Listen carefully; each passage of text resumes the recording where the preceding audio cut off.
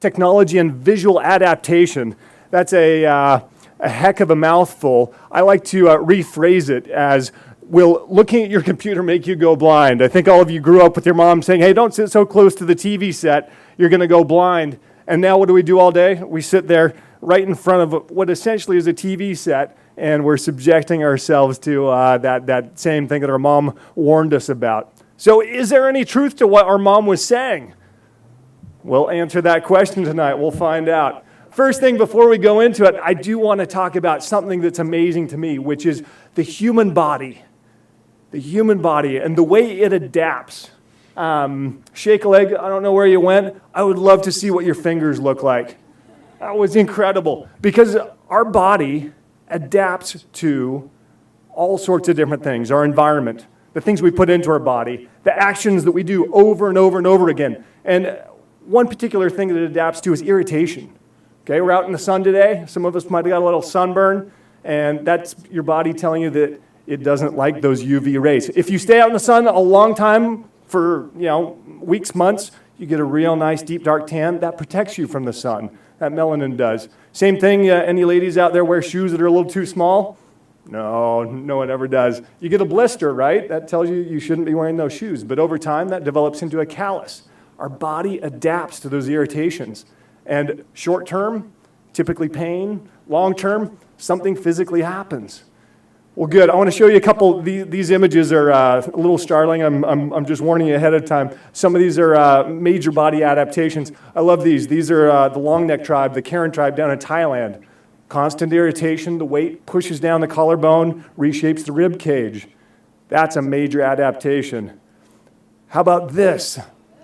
This is the practice of foot binding that was popular in a lot of Asian countries. Unbelievable. Those toes folded under, the body, again, adapting to that tight irritation. This is a type of irritation or a type of adaptation. Muscle mass building, lifting weights all day. And again, this Bosnia concentration camp, maybe a nod to the War Cup 2012. But again, our bodies are amazing things.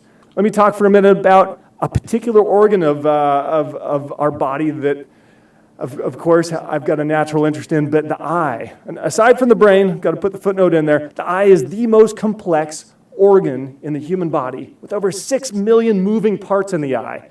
It has living tissue in it, the only living tissue in your body that's not serviced by regular blood flow.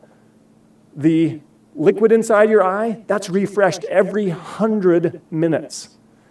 And over the course of your lifetime, you'll see over 24 million distinct images with your eyes, and at times 65% of your brain is occupied just by the visual response system. It is your main connection to the world around you, and your eye is an amazing thing. Unbelievable. So, it's also a beautiful thing. I'm sure that any of you that have significant others with you tonight often gaze into each other's eyes. It's a great part of your body. Let's talk about something that's happening right now and is happening over the last few decades, a massive change in the way we use our eyes. And it is due to technology and the way we interact with that technology.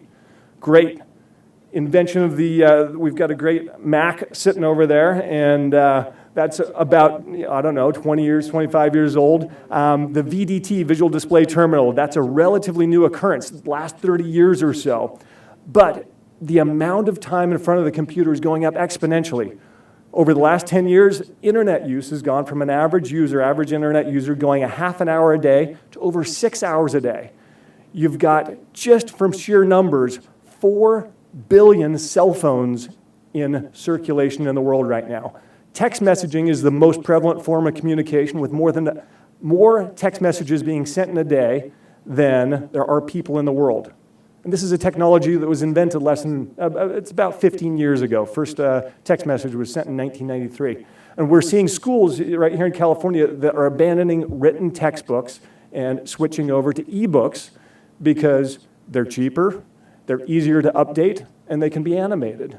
So we've got a whole new generation of people that are spending all of their time on the computer in front of screens. And not just for work, for recreation as well, too. And we do have this massive change in visual habits. So, Back to this question. We know our body adapts to all of these irritations, and we know that there's this massive change that's happening in technology. Back to our question, is our computer going to make you blind? Well, the answer is most likely no, but there are some short-term effects and some long-term effects, and it's very good to be aware of what they are. Computer vision syndrome. That might not be a buzzword that many of you have heard about, but it is extremely prevalent out there in society today, and I'm guessing that many of you have had the effects of it. Effects of computer vision syndrome. If you've had burning eyes, red eyes, irritated eyes, if you've had trouble focusing from the near distance to the far distance, or vice versa, or a problem in spasming of the eyes, if you've had any problems with neck pain or posture alignment as you're in front of your computer, there's a whole host of these symptoms that all come together. Everyone's sitting up straight there, I can see. That's good, that's good. But it is a very unnatural thing for our eyes to do, is to look at a computer all day. It is something that has a lot of different causes, and I'll go through a few of them, but it's something that our eyes just weren't designed to do. So let's talk about one of the first things that people notice. If you're playing guitar here with your friends, take a look at your buddy when he's playing, and one thing that you'll notice with his eyes, he'll stop blinking, he or she. Your blink rate goes down so significantly in front of a computer screen or a TV screen when you're intensely absorbing visual data, it's ridiculous. Down to a half or even a third of your normal blink rate. Okay? Your eyes dry out. Easy enough. Another thing that happens, especially with the near focal distance, don't sit too close to that TV or you'll go blind, that's what your mom said. Well, guess what? There's a little bit of truth to that. If you look at this diagram, your eyes relax when you look in the far distance. Okay? When you have to draw your focal point into this near distance here, you're actually flexing muscles. And any muscle in your body that you kept flexed at the same state of flexion all day long, something's going to happen to it.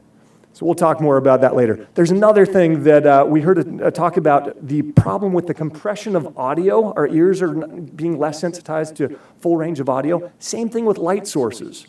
This is a typical fluorescent bulb and the energy it emits. Our eyes don't like these narrow bands of energy. They have to fill in the gaps in between. We like even balanced sources of light.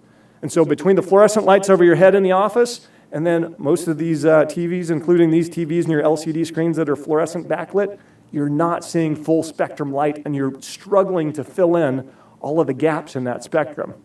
So, does that create strain? Absolutely. Does that create computer vision syndrome? Absolutely. Is it prevalent? Absolutely. It's the number one health-related office complaint in the US for the last 3 years running.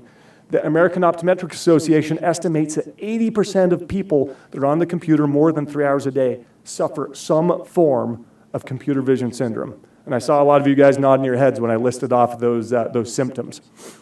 Those are short-term symptoms, and there's something that is even more disconcerting, those long-term symptoms. And we see up here eyeball elongation, right?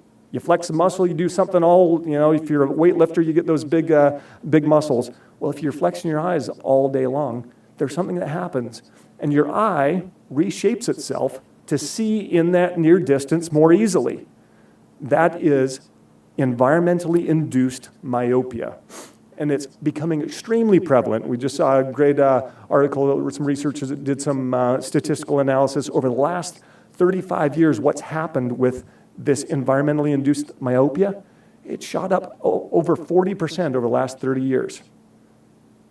Crazy. In some of the environments, particularly where you're looking at small type environments that are people are living in urban cities and spending a lot of time doing near work, you'll see a population where over 60% of the population has myopia. These are countries like Singapore and Taiwan, where over 60% of the population has myopia, or this condition of nearsightedness. And that's your body adapting to near work all day long. It sacrifices your far vision. So while you're not going to go blind, you may go blind and sacrifice your in the distance vision. And it's a sad state of affairs that we're becoming to use, I believe it was a Wall Street Journal, it called us a squinter nation, because we are becoming more and more as a population myopic. All right, what can you do? This was something that was on my junior high school shop wall wood shop, be wise, protect your eyes. Couple quick things that we can do to help your eyes. Number one, use proper visual ergonomics, both in the workplace and at home. Make sure that you don't have a lot of glare, a lot of visual noise distracting you. Make sure that you are aligned properly with your screen, typically with a slight downward angle so that you're not straining your neck and the rest of your musculoskeletal system. And make sure that you are using proper lighting. That's really important. You can also modify your behavior. Take breaks. If you talk to your eye doctor, he'll tell you the 20-20-20 rule. Every 20 minutes, take a break of at least 20 seconds and look 20 feet away. That relaxes those eye muscles, allows your eyes to get more of that natural state that they like to be in. Good. You also need to exercise your eyes.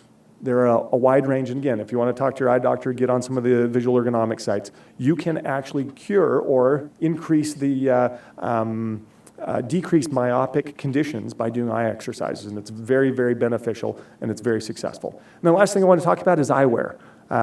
There is eyewear that can help out and prevent those conditions. Gunnar Optics is one. I happen to like that particular eyewear because being the founder of the company, at Gunnar, we have a couple things that we do. Number one, we take off some of the focus problem by relaxing the focus and actually focusing the light for you.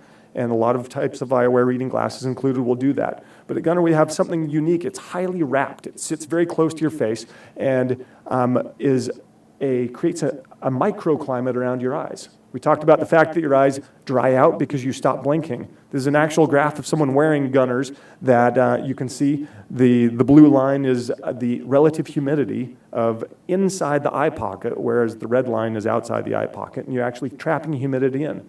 Even to the point where some of the pro gamers that wear the eyewear, they fog it up because it traps in so much moisture. That's a good thing, though. Good. And a couple other things with the right tint and right everything, you can really relax your eyes.